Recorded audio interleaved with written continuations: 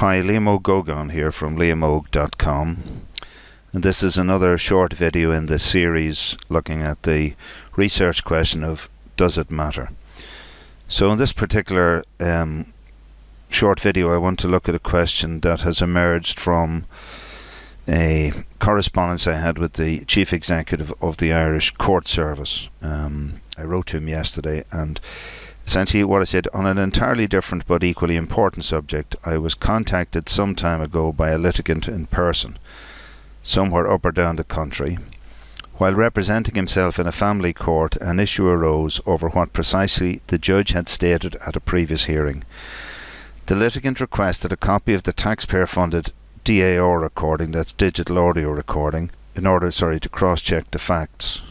The judge refused access to the recording, and according to my caller, the judge cited a directive which supported his position, which purportedly was circulated by the court service on this topic. For the purposes of clarity and completeness, can you confirm, that should have been if such a directive exists, and if it does, can you direct me to the relevant should be link on the court service.ie website where I might access same. So that's the question that I posed, and it raised for me the question, okay, let's find out what is the situation right now in February 2016 about the whole idea, can I record the proceedings of a court case? So let's have a look at that.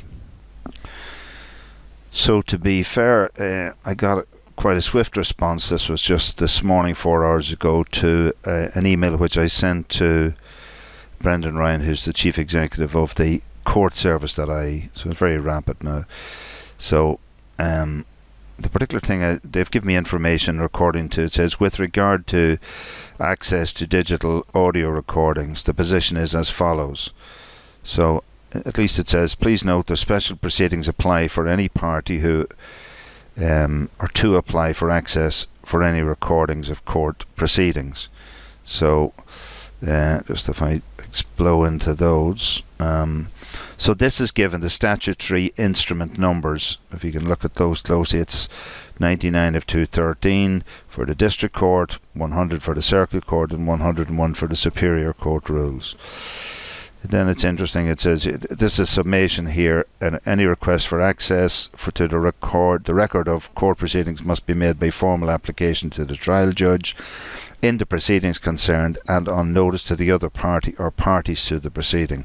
It is a matter for the judge to decide whether and in what format access to the record is provided, and no court's service official or court registrar has any function of determining whether a person may be afforded such access. Should you decide to make an application to the judge for same and it is granted by the court, you will have to pay the transcript costs unless the judge directs otherwise. The costs of producing a transcript are approximately €200 per hour of audio recording. And this was sent to me by Brenda Casey from the office of the CEO.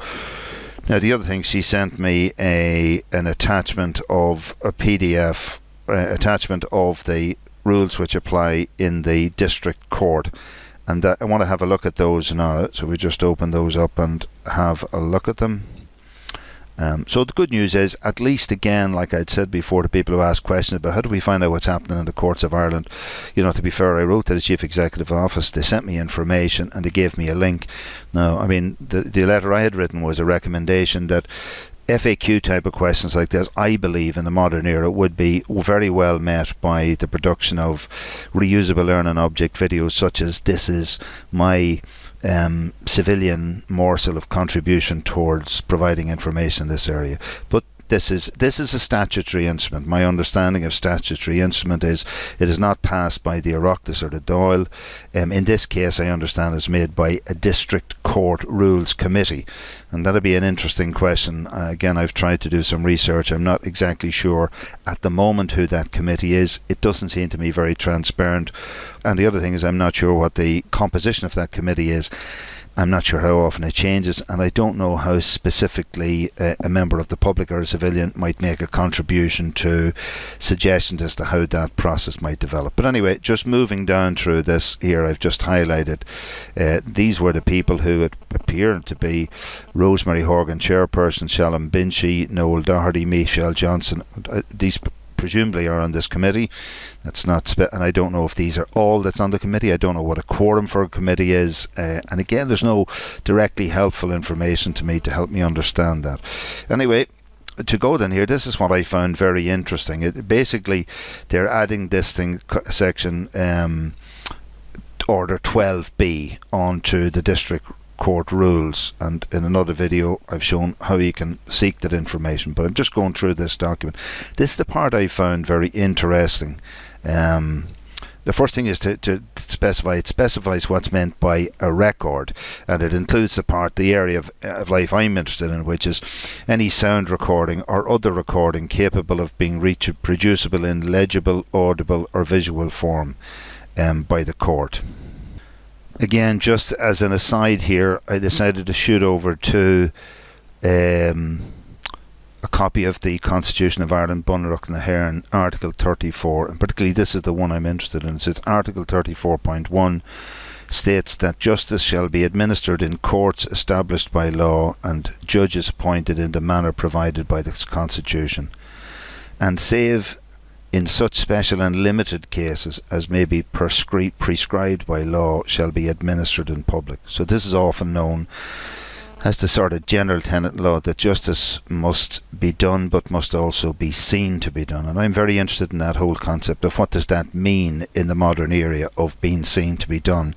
In my personal opinion, I believe that using the methodologies and technologies that are available presently in terms of audio, video access, video streaming, etc., and the idea that law should be administered in public is to ensure that law it doesn't end up being unfettered and being misused and abused. So in theory, this suggests that on any one day in any court in Ireland, anybody in the world per se should be entitled to be present and be cognizant of and knowledgeable of what's happening in a court. And therefore, by extension, it would appear to me that now that technology provides the possibility of taking a video feed from any court anywhere in the world, that I think this is what should be normal. And I think the idea of people being able to go into court and record what's being said there and put it up there for public analysis and consideration, it seemed to me that's where I think we should be. That's my argument in relation to this, and I'm particularly interested in how we're managing the world of recording, etc. at the moment. But just going back to what the rule is in Ireland in the district court, and I'm not going to deal with the circuit and superior court separately. I'm sure they're not really dissimilar to this. Anyway, this is the one I found quite interesting. It says, point number 2, at a trial or hearing of any civil proceedings before the court, a party may, with the court's permission and subject to and in accordance with any direction of the court, make or cause to be made a record of the proceedings, which record shall include. And it just goes on here to say the oral evidence, the speech, judgments, ruling, etc. And then it says, subsection 2, the party making or causing to have made a record in a case referred to in this rule shall pay the cost for the production of the record. Okay, so this caused an interesting piece for me. That this, as I understand it, and perhaps the viewer, may reflect on this, and I'd like again if you feed in the box down below some feedback on this video using the technique that I'm using, the WWW technique, what went well, what went wrong, what would be better on the content. But my interpretation of what this says is that any party, so if I'm a party to a civil proceedings, I'm not talking about criminal proceedings, I'm talking about civil proceedings. I am also specifically not talking about family law cases which in Ireland are held in camera or behind closed doors or in secret, a matter which in separate areas I have an extreme difficulty with and have a major concern about the consistency of the quality of justice. But we're not talking about that, we're talking about an open court where their civil proceedings are being heard, and any party to that case may apply to the court to for themselves to make a record of the proceedings. Now that's very important. So in other words, as I interpret this, I could go to a court, make an application, and say, I have a digital audio recorder here, I would like to record this. Now the requirements, let's get into the caveats around that. In order to do this, right, and this is what the rest of this SI 99 is about, and again I will include a link to this document in the comments underneath in YouTube, so that you'll be able to find that information. And I will also set up whatever documents or connections I've had in a Google Docs, which will be a shared and open source document for the benefit of everybody in relation to any information I find. And if someone were to send me some correction material or some further material, insofar as I have the energy and resource to do it, I'd like to augment that Google Docs and to leave it available. But in order to, as I understand, if you go through the detail of this, you have to apply to a court by filling in this form 12B and schedule sheet, and that's at the end. Just go down, roll down the PDF, and this essentially, and it's not difficult to do if you just look at it like this. You have to, you say okay in the district court area, and you write it down there. You decide whether you're a prosecutor, a plaintiff, an applicant, let's something like this here. You fill in your details here. Take notice that on such and such a day, such and such a person intends to apply to the court sitting at such and such a place. You just fill in all these details.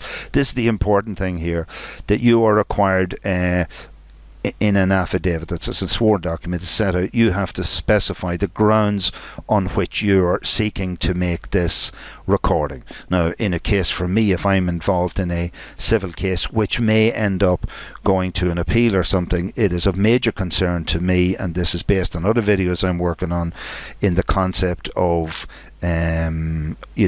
whether people do what they say what they do, and say what they mean, etc. In fact, I'll just dig up that document here for you now. I'll pause for a moment. So once again, just the base on which a lot of my interests come from.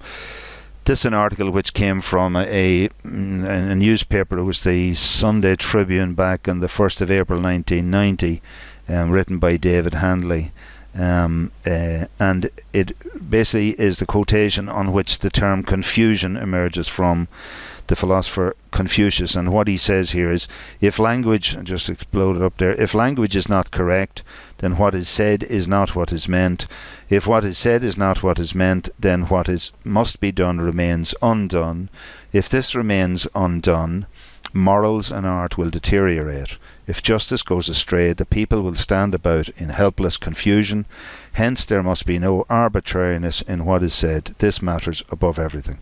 So just going back, I use this, I mean, for me that's a core calibrator of common sense in my frame of thinking. So for me, if I were to be in a court situation, and given the fact that people have different memories and different interpretation of things of what are said, my personal interest would be to get a digital audio recorder, bring it along with me, and make sure that I had a recording of actually what was said in the event of different interpretations. And based on this, I would make my application. So this is an area I wasn't aware of. I have to say, I wasn't aware that this possibility was there, because in the covering letter that I had been given by the court service, and to be fair, they had laid out what the rationales etc. were, but they had pointed out that if you decide to make an application to a judge and the judge grants you it, you will have to pay for the transcript cost. The cost of the transcripts are approximately €200 per hour of audio recording. So that could be quite prohibitive. You certainly get yourself quite a competent digital audio recorder for €100 now. So I'd certainly prefer to spend my money doing this sort of thing. The other thing that interested me further back is that I'm just going to pause for a moment and look for this. Yeah, the bit I was looking for here is down in this section number 7 here. I'll just highlight this in a text box. I'll just in a box here. It says, unless the court otherwise directs, access to the relevant record concerned shall, where permitted under sub-rule 6, be afforded solely by the provision to the applicant of a transcript of all or any part of that record on payment by the applicant to the transcript writer of the transcript's writer's fee for producing the transcript. So that's where this idea of €200 per hour of recorded audio. Now, to be fair, that doesn't mean an hour of transcribe an hour, just that it takes an hour to transcribe it. It takes probably a lot longer than 1 hour to transcribe an hour of audio. But I think, and this is where, this is if someone else, or if the courts, particularly in criminal proceedings, have recorded the events. In this case, it would appear to me to say that the only thing that you could apply for and be given is a written transcription. My interests to a large degree are in other things, because I think that the intellectual content of a conversation rests to a much greater degree than just the written word. There's a whole aspect of inflection and attitude, etc. There's a lot more information to be gleaned from the audio than there would be just from the written word alone. So it seems to me that the richest format here is if one is involved in a civil proceedings, that one can personally apply to the court in advance, and you have to fill in the form for the right to make in my view, a digital audio recording, which could be of major advantage to you. Now, this conversation is not intended in any way to address the other issues about how that recording might be used or otherwise. I have very personally very strong views about the fact that if this stuff is out there under the Constitution, it said it should be held in public. I think this stuff should be accessible to anybody, but I'm talking about what the rules operating in the Irish court system are right now.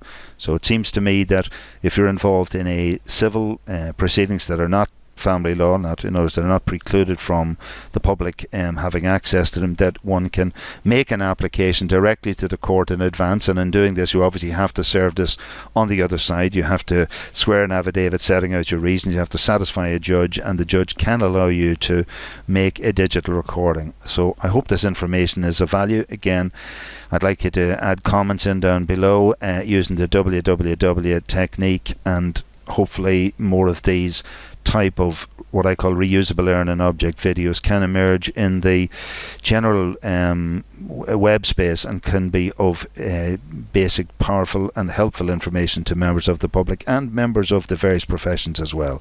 So from Liam Og at liamogue.com, thank you very much for listening.